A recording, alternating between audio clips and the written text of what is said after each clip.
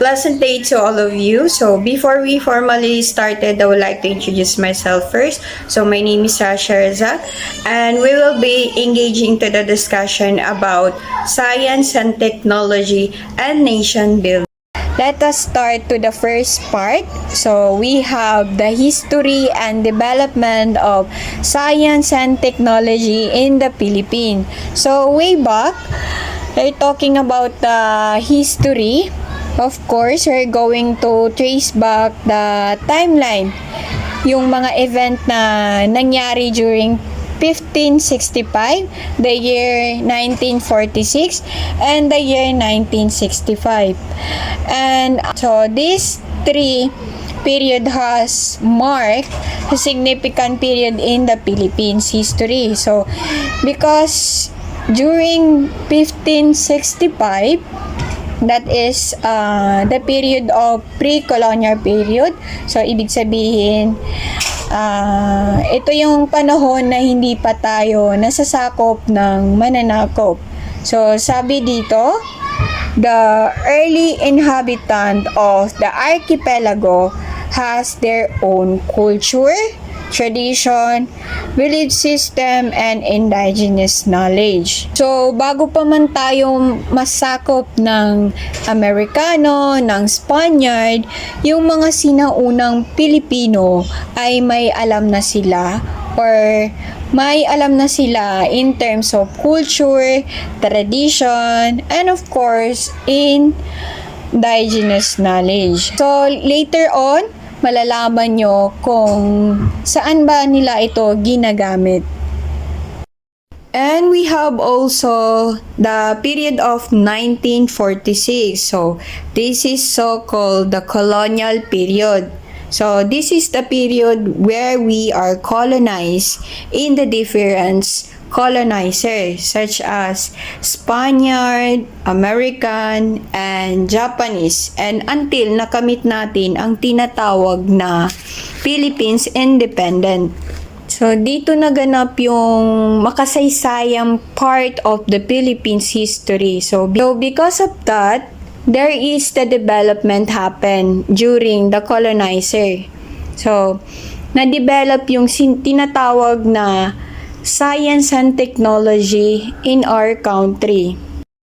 And until such time, 1965. So, this is the post-colonial period. So, this part, malalaman natin kung ano ba ang contribution ng different president, Philippines president in the development of science and technology.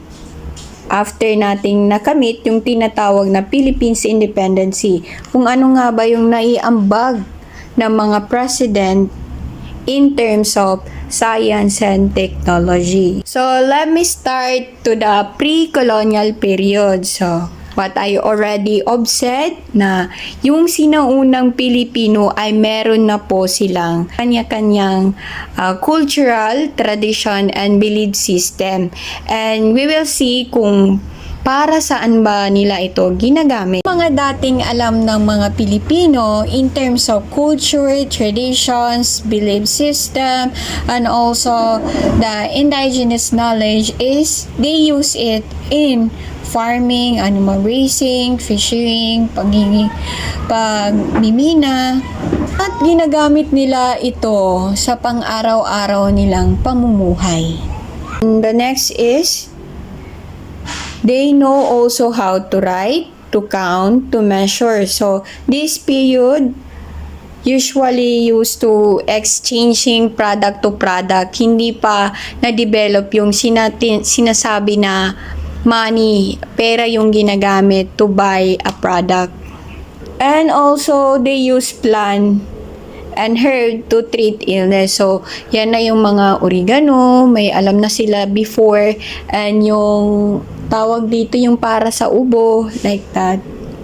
And also, isa ito sa pinakakilalang contribution during the pre-colonial period, the Banawi Rice Terrace. So, isa ito sa pinagmamalaki at pinakamagandang tanawin ng Pilipinas ang Banawi Rice Terrace. And also, they manage it to attract worldwide attention.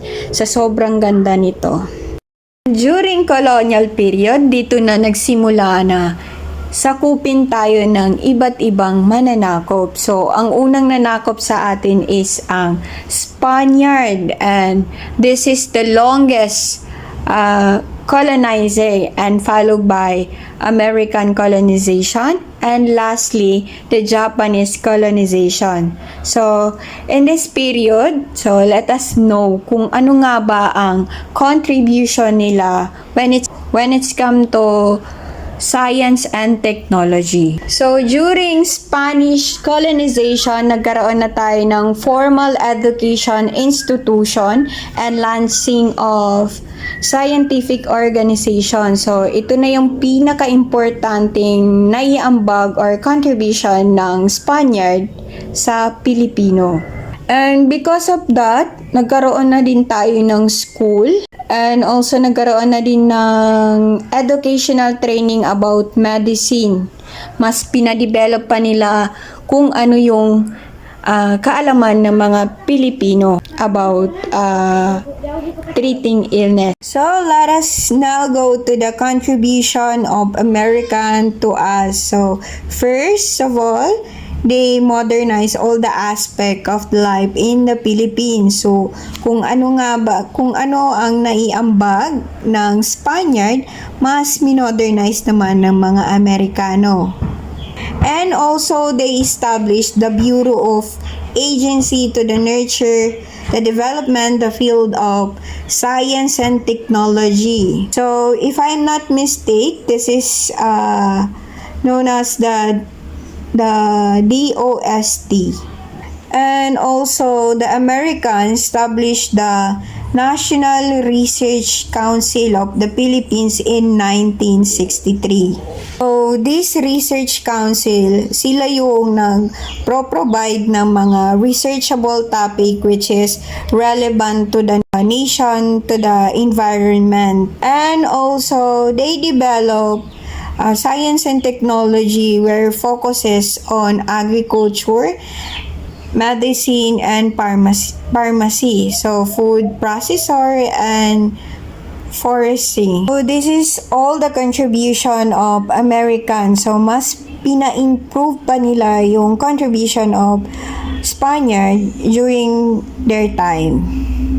And we have also the Japanese colonization. So, kung meron ng school during Spaniard, during Japanese naman is mas gi-priority nila ang mag-reopen ng elementary school. Siguro nag-close because of some reason, reopen ulit ng Japanese. And also, they reopen of vocational and normal school in agriculture, medicine, fisheries, and engineering. So if you observe, this reopen this is based on the contribution of Spaniard and the American. So let us see kung paano ba dinevelop ng different previous president ang mga pinamana ng mga colonizer sa atin. So during the time of Marcos, he emphasized the biggest role of science and technology. And that's why he mandate the what we call DECS or tinatawag ngayon na DepEd. So, to promote science courses in public high school, nakita talaga ni Marcos to how important the science and technology in our country. And Marcos proclaimed the 35 hectares. So, this is the most significant contribution of Marcos in Bikutan, Taguig as the Philippine Science and Community. So, now the site of DOST. So, this is the most significant contribution is this 35 hectares kasi you will see there na ang lahat ng roots to help DOST to develop science and technology is doon sa contribution ni Marcos na 35 hectares. He also modernized the Philippines Coconut Research Institution kasi isa ito sa mga product of the Filipino farmer. And last, he also established the several agency and organization such as NFA, Pag-asa, and NAST or National Academy of Science and Technology. And the second president, we have the former President Corazon Aquino. So, in 1965, NAST, she was renamed as DOST in order to have a lot of budget. And also, the Science and Technology Master Plan pinned by DOST that aim to update the productivity sectors, improvement research activity, and development infrastructure in terms to help the development of science and technology. After Aquino, sumunod naman si Fidel Valdez Ramos. So, during his presidency, the Philippines has approximately 300 competent science and engineering.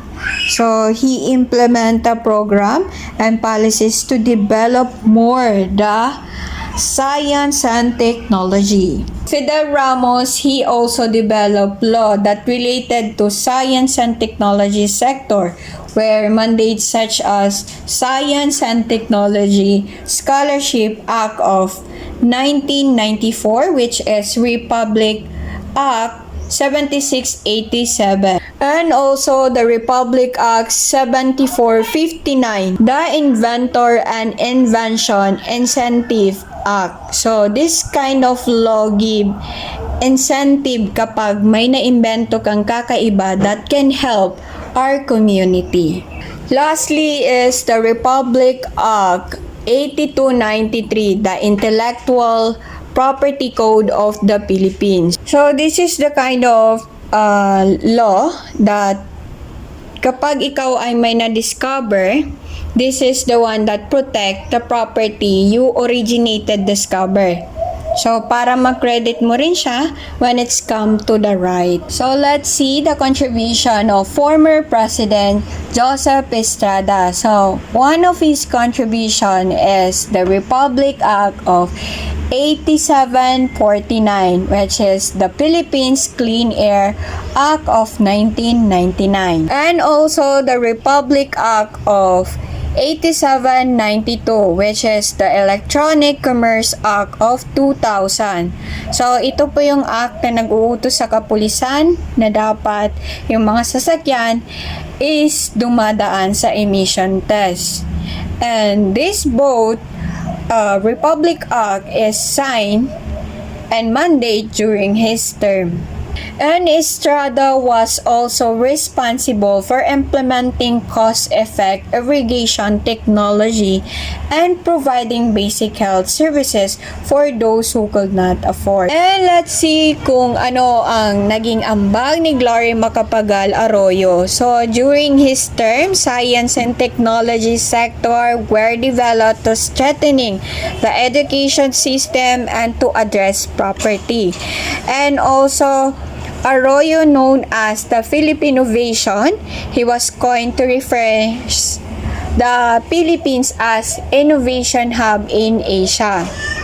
And also promulgate the Republic Act of 9367, the Biofuel Act. So this is kind of law where utilize the indigenous materials resources of energy. And also the farmer were encouraged to use rice that can stand out environment hazard.